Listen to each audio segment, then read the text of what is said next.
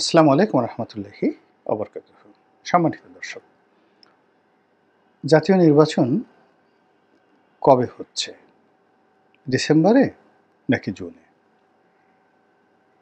সরকারের পক্ষ থেকে বারবার আশ্বাস দেওয়া হচ্ছে ডিসেম্বর থেকে জুনের মধ্যে হতে পারে, কিন্তু কেউ বিশ্বাস করছেন না।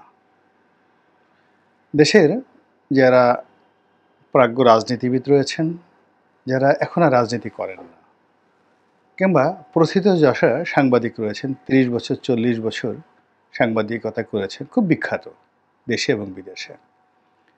তো এরকম অনেকে তাদের যে সামাজিক যোগাযোগ মাধ্যম, তারা সবাই বলার চেষ্টা করছেন যে ২০২৮ সনের আগে কোনো নির্বাচন হচ্ছে না। এমনকি একজন ইউটিউবার আছেন, খুব নামকরা ইউটিউবার আছেন, তার নাম হলো মিস্টার বনি আমিন। তো তিনি একেবারে রীতিমতো চ্যালেঞ্জ দিয়েছেন যে যদি ২০২৮ সনের আগে নির্বাচন হয়, তাহলে আমি বনি আমিন, আমার বেঁচে থাকার কোনো অধিকার নাই। মানে তিনি চ্যালেঞ্জ দিয়েছেন যে যদি ২০২৮ সনের আগে নির্বাচন হয়, তাহলে আমি আত্মহত্যা করব, আমি মরে যাব, বা এর আগে আমার মরে যাওয়া উচিত।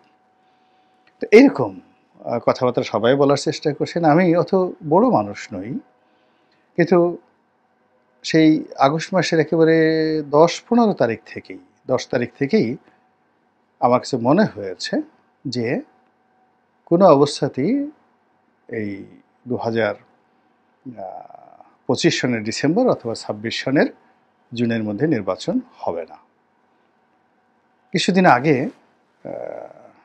বিএনপি নেতা জনাব গয়েশ্বর রায়, তার স্ত্রীর যে শেষকৃত্য অনুষ্ঠান, সেখানে আমি সপরিবারে গিয়েছিলাম। তো সেখানে একান্ত একটা ঘরোয়া বৈঠক। আমি ছিলাম, আব্দুল আল মিন্টু সাহেব ছিলেন, সালাউদ্দিন সাহেব ছিলেন, গয়েশ্বর রায় ছিলেন, মির্জা ফখরুল সাহেব ছিলেন, তারপরে আলাল সাহেব ছিলেন। একেবারে ক্লোজ ডোর মিটিং, এই কজনই আমরা একেবারে দরজা বন্ধ করে আলাপ আলোচনা করছিলাম। এটা আজ থেকে ধরেন মাস ৩ আগের ঘটনা। আমার স্ত্রীও ছিল সেখানে, আমার মেয়েও ছিল সেখানে। তো অনেকক্ষণ, প্রায় ঘণ্টাখানেক আমরা সেই রুমের মধ্যে গল্পগুজব করছিলাম। কিন্তু সেখানে সবাই জিজ্ঞাসা করছিলেন।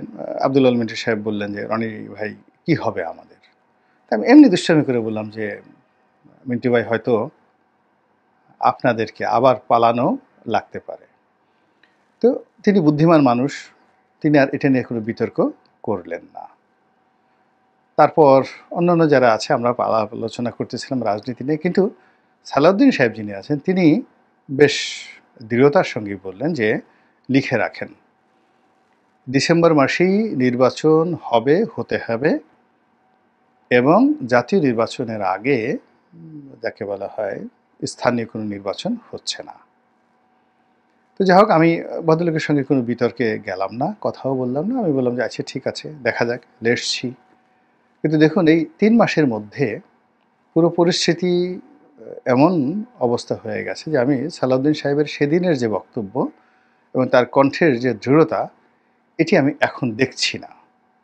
এখনও তিনি ডিসেম্বর মাসে নির্বাচন করার ব্যাপারে দৃঢ় প্রতিজ্ঞ, এবং সরকারের কাছ থেকে আদায় করার ব্যাপারে তিনি দৃঢ় প্রতিজ্ঞ। কিন্তু তিনি সেটি পারবেন এবং সরকার সেটা করবে, এটি 1% যে অ্যাসুরেন্স, এটি তার পক্ষ থেকে বোঝা যাচ্ছে না। এই গেল এক। ২ নম্বরে যেটি হচ্ছে, সেটি হলো, এখন বিএনপির বেশিরভাগ নেতা তারা পরিকল্পনা করছেন, এবং ডেইলি স্টারে আজকে আমি যে ভিডিওটা করছি, আজকে ডেইলি স্টারের খবর হলো বিএনপি নির্বাচনের ডিসেম্বরের মধ্যে করার জন্য, দাবি আদায়ের জন্য রাস্তায় নামবে। এবং আমি আরেকটা বক্তব্য দেখলাম জনাব গয়েশ্বর রায়ের। তিনি বেশ চমৎকারভাবে বললেন যে, আমরা গত ১৫টি বছর ধরে শেখ হাসিনার সর্বোচ্চ জুলুম এবং অত্যাচার সহ্য করে এখন পর্যন্ত টিকে আছি। তো যেখানে শেখ হাসিনা আমাদেরকে এত অত্যাচার করে নির্মূল করতে পারেননি, সেখানে একটা অরাজনৈতিক সরকার, যার কোনো রাজনৈতিক ভিত্তি নেই, সংগঠন নেই, তারা আমাদেরকে কি নির্যাতন করবে, কতটা নির্যাতন করবে। অত্যন্ত গুরুত্বপূর্ণ এবং তাৎপর্যপূর্ণ কথা। তিনি খুব প্রাজ্ঞ নেতা এবং ইশারাই কাফি। তার এই বক্তব্যের মধ্যেই যে জিনিসটি বোঝা যায় সেটি হলো যে আমরা যদি আন্দোলনে নামি, রাজপথে নামি, দাবি আদায়ের জন্য নামি, তাহলে সরকার ক্ষমতায় থাকতে পারবে না। কিন্তু বিএনপি আসলে ইলেকশন চাচ্ছে, কিন্তু এই মুহূর্তে সরকারের যে পতন, এটা কিন্তু বিএনপি চাচ্ছে না। এটা শিওর যে বিএনপি ডিসেম্বরের মধ্যে নির্বাচন চাচ্ছে। এর কারণ হলো যদি যৌক্তিকভাবে আপনি দেখেন, এর বিকল্প বিএনপির হাতে নেই। দিন যত যাচ্ছে ততই বিএনপি জটিল থেকে জটিলতর অবস্থার মধ্যে পড়ছে। বিভিন্ন এলাকাতে মারামারি কাটাকাটি হচ্ছে, অনেক বদনাম হচ্ছে, দুর্নাম হচ্ছে। আর বিএনপির এই মুহূর্তে যারা প্রতিপক্ষ রয়েছে, রাজনৈতিকভাবে প্রতিপক্ষ, তারা শক্তিশালী হচ্ছে। এমনকি আওয়ামী লীগের ফিরে আসার পথ উন্মুক্ত হচ্ছে এবং ডক্টর মোহাম্মদ ইউনূস তিনি না চাইলেও তার সঙ্গে সাথীদের প্রলোভনে বা প্ররোচনায় তিনি আরও দীর্ঘদিন ক্ষমতায় থাকবেন, এরকম একটা পরিবেশ বা পরিস্থিতি তৈরি হয়ে গেছে। তো কাজেই এই সার্বিক অবস্থা বিচার করে, বিশ্লেষণ করে বিএনপিকে ডিসেম্বরের মধ্যে একটা নির্বাচন চাইতেই হবে। আবার সরকার যে অবস্থার মধ্যে এখন পৌঁছে গেছে, এর কারণ হলো এই সরকার এখন অবস্থার দৃষ্টি মনে হচ্ছে যে এটি কোনো সাডেন সরকার নয়। এর পেছনে বিভিন্ন মানুষের বিনিয়োগ আছে, বিভিন্ন মানুষের ডিজায়ার আছে, অনেক মানুষের দীর্ঘদিনের কর্ম রয়েছে, অনেক মানুষের প্ল্যান রয়েছে, পরিকল্পনা রয়েছে। এখানে বহু পক্ষের অংশগ্রহণ আছে, বহু পক্ষের হাত আছে, বহু পক্ষের যাকে বলা হয় এখানে বিনিয়োগ রয়েছে। এমন ধরুন হঠাৎ করে আপনি একজন উপদেষ্টা হয়ে গেলেন, আমি নাম বললাম না, যার সঙ্গে ডক্টর মোহাম্মদ ইউনূসের কখনো পরিচয় ছিল না, কিন্তু হয়ে গেছেন। নিঃসন্দেহে এখানে তৃতীয় পক্ষ, চতুর্থ পক্ষ, পঞ্চম পক্ষ এখানে কাজ করেছে। কোনো একজন বিশেষ সহকারী হয়ে গেছেন, যার সঙ্গে ডক্টর ইউনূসের কোনো সম্পর্ক ছিল না, কিন্তু হয়ে গেছেন। তার সঙ্গে এরকম বিভিন্ন পক্ষের যোগাযোগ আছে। তাহলে এই সরকারের যে নিয়োগগুলো হয়েছে এই সময়টাতে, রাষ্ট্রদূত থেকে শুরু করে সচিব, তারপরে অন্যান্য সাংবিধানিক পদ থেকে শুরু করে আরও অনেক জায়গাতে এর সঙ্গে অনেক কিছু জড়িত, লেনদেন জড়িত, প্রভাব জড়িত, প্রতিপত্তি জড়িত, ব্যক্তি স্বার্থ জড়িত, আরও অনেক কিছু। এই সকল স্বার্থকে অস্বীকার করে ডক্টর মোহাম্মদ ইউনূস যদি এককভাবে চানও ডিসেম্বর মাসে নির্বাচন দেবেন, এটা তিনি পারবেন না। তাকে তার লোকদের, প্রিয়জনদের, আপনজনদের কথা শুনতে হবে। ২ নম্বর হলো যে তার মধ্যে এখন সেফ রিটার্ন বা সেফ এক্সিট, এই আতঙ্কটা কাজ করছে। তিনি কি আসলে বেরোতে পারবেন? তিনি কি আসলে নিরাপদে যেতে পারবেন? তিনি কি আসলে ক্ষমতা হারানোর পর বাংলাদেশে থাকতে পারবেন? তার ব্যবসা বাণিজ্যগুলো কি থাকবে? অথবা তিনি যদি বাংলাদেশ ছেড়ে অন্য কোনো দেশে গিয়ে তাকে থাকতে হয়, মঈনুদ্দিনের মতো, ফখরুদ্দিনের মতো, আমেরিকা বা ইউরোপ তাকে কি আশ্রয় দেবে? সিঙ্গাপুর কিংবা দুবাই কি তাকে আশ্রয় দেবে? তার লোকজনের কি হবে? এই কথাগুলো কিন্তু চলে আসছে। এর কারণ হলো আমাদের দেশে এই মুহূর্তে দুটো উদাহরণ। অর্থাৎ বিএনপি যদি ধরুন, তাহলে দেখবেন যে বিএনপির যারা লোকজন তারা লন্ডন, আমেরিকা, দুবাই এখানে যেভাবে নিজেদেরকে, এবং ব্যাংকক যেভাবে নিজেদেরকে সেটেল করে ফেলেছে, একইভাবে আওয়ামী লীগ তারা ভারতকে কেন্দ্র করে যেভাবে আমেরিকা, ভারত, সংযুক্ত আরব আমিরাত, মক্কা, মদিনা, সিঙ্গাপুর, থাইল্যান্ড সব জায়গাতে নিজেদেরকে যেভাবে প্রতিষ্ঠিত করে ফেলেছে, ডক্টর মোহাম্মদ ইউনূসের সঙ্গে এই মুহূর্তে অন্তত হাজার খানেক লোক সম্পৃক্ত হয়েছেন। তারা কোথায় আশ্রয় নেবেন? এখনো পর্যন্ত যেখানে আশ্রয় নেবেন ওইরকম কোনো পলিটিক্যাল সমঝোতা তাদের কারোর সঙ্গে তৈরি হয় নাই। কাজেই তাদেরকে ক্ষমতায় টিকতে হবে, অথবা ক্ষমতা থেকে যদি তাদেরকে চলে যেতে হয় শান্তিপূর্ণ উপায়ে, with good faith and trust, এটা সুন্দর ইলেকশন দিয়ে তাদেরকে যেতে হবে, যেটি এই মুহূর্তে একেবারে শতভাগ সম্ভব হচ্ছে না। মানে শতভাগ নয়, মানে 1 ভাগও সম্ভাবনা নেই এরকম একটা সুন্দর ইলেকশনের। ফলে এখানে সংঘাত অনিবার্য হয়ে পড়েছে। আর এই সংঘাত অনিবার্য যদি সংঘাত হয়ে পড়ে, মারামারি কাটাকাটি রাজপথ, এবং আমাদের এই সময়টিতে বিশেষ করে এপ্রিল, মে, জুন, জুলাই, আগস্ট পর্যন্ত খুব খারাপ সময়। ভীষণ খারাপ সময় রাজপথ খুব উত্তপ্ত থাকে, হরতাল, অবরোধ, মারামারি, কাটাকাটি এগুলো চলতে থাকে। এটা বাংলাদেশের একটা চিরাচরিত অবস্থা এবং এই অবস্থাতে বিএনপি যদি রাজপথে নামে একটি আন্দোলনের জন্য, তাহলে সরকার সেটা কিভাবে মোকাবেলা করবে? সরকার কি তার পুলিশ বাহিনীকে দিয়ে, সেনাবাহিনীকে দিয়ে বা অন্য কোনো বাহিনীকে দিয়ে দমন-পীড়ন করতে পারবে? হ্যাঁ, অবশ্যই পারবে। যদি সেনাবাহিনীর সঙ্গে তার একটা সমঝোতা হয়। এর কারণ হলো মূলত বিএনপির যারা লোকজন, তাদের অনেকের নৈতিক মান কমে গেছে। অনেকের মধ্যে আতঙ্ক দেখা দিয়েছে, অনেকের মধ্যে অনিশ্চয়তা দেখা দিয়েছে। এটা সত্য কথা, বিভিন্ন কারণে। এটা বিএনপির মধ্যে অন্তর্দ্বন্দ্ব হতে পারে কিংবা বিএনপির শীর্ষ নেতৃবৃন্দ যারা আছেন, তাদের সঙ্গে যারা জুনিয়র নেতৃবৃন্দ রয়েছেন, তাদের সম্পর্কের অবনতির কারণে হতে পারে। ইতিমধ্যে সরকার যাদেরকে টার্গেট করেছে, তাদের অনেককে সরকার কাছে নিয়েছেন, পদ দিয়ে, পদবি দিয়ে, আরও ধূপ দিয়ে, ধুতি দিয়ে সরকার তাদেরকে কাছে নিয়ে গেছেন এবং তাদের কথাবার্তা সব কিছু এলোমেলো হয়ে গেছে, যা কিনা বিএনপির নেতাকর্মীরা মেনে নিতে পারছেন না।